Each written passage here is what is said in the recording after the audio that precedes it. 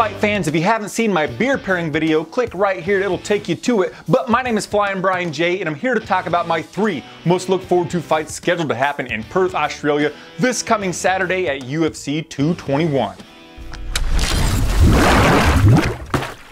This week I'm not doing an honorable mention spot, so if I don't say one of your most look forward to fights in my top 3, tell me about it in the comment section down below, what fight and why it deserves to be one of my most look forward to fights on this card. But number 3 is the first fight of the night happening on Fox Sports 1. It is in the flyweight division between Jussier Formiga and Ben 10 Nguyen. Why I'm so excited for this fight is because the winner could likely be in line for a flyweight title shot depending on what happens with Demetrius Mighty Mouse Johnson and TJ Killshot Dillashaw and that potential super fight. Man, I want to see that. But Jussier Formiga is a guy who might have already had a title shot against Mighty Mouse had he not lost by split decision to Henry Cejudo and by decision to Ray Borg. This guy has a really decorated jiu-jitsu game, but his striking isn't all that well-rounded and it's kind of predetermined. Conversely, Ben 10 Nguyen is a guy that is really strong in the striking department. He mixes things up well. He's flowy on the feet and he hits really hard. He has a lot of finishes via KO or TKO. He also has some finishes via submission, but like his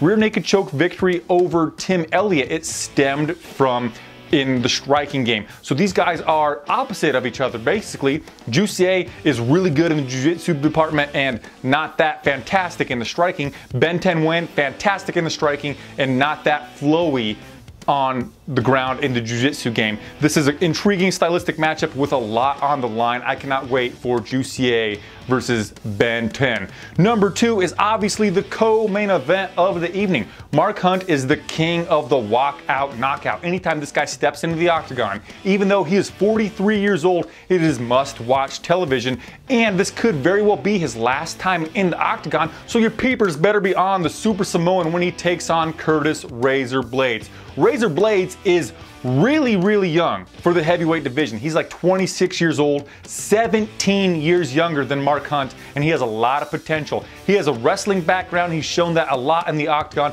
He also hits pretty hard, and his only loss in the octagon is to Francis the Predator Ngannou, and he didn't even get knocked out. The doctors made the fight stop, and he wanted to continue. What a sadistic son of a gun. He must be crazy to want to go another round with Francis the Predator after the doctor said, "No more, my friend. Somebody's going to sleep in this," or perhaps Curtis Blades could take down the Super Samoan and just kind of hold him there like Brock Lesnar did. But either way, it could be the last time we see Mark Hunt in the octagon. Razor Blades has a lot of potential. It's going to be a clash of big heavyweights in the co-main event, and you absolutely have to watch this fight. And of course, number 1 is Luke Rockhold versus Yoel, the Soldier of God, Romero.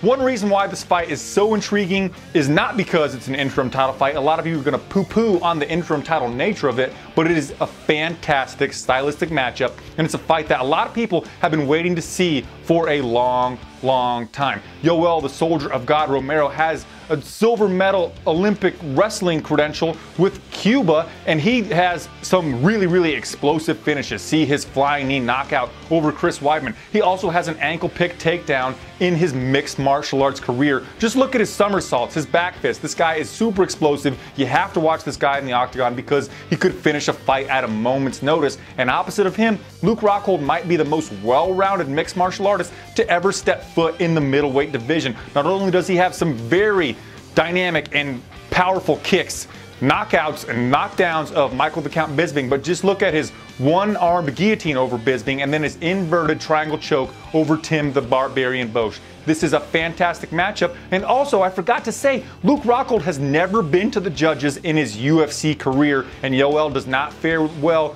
later on. So I would favor Yoel early, Rockhold a little bit later, but whoever wins, they have to be considered one of the greatest to ever step into the octagon in the middleweight division. And then of course, the winner gets Bobby Knuckles, Robert Whittaker, next to unify the interim and the real middleweight championship. And I'm excited to look forward to that because finally we could have some semblance of order in the middleweight division, which we haven't had really since Michael Bisping took the belt from, of course, Luke Rockhold. Do you agree with my list? Tell me about it in the comment section down below. Please give the video a cheeky little thumbs up. Also, again, check out my beer pairing video. It doesn't get enough views. I put a lot of work into it, guys. Don't you love beer?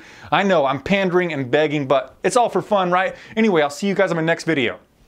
Namaste.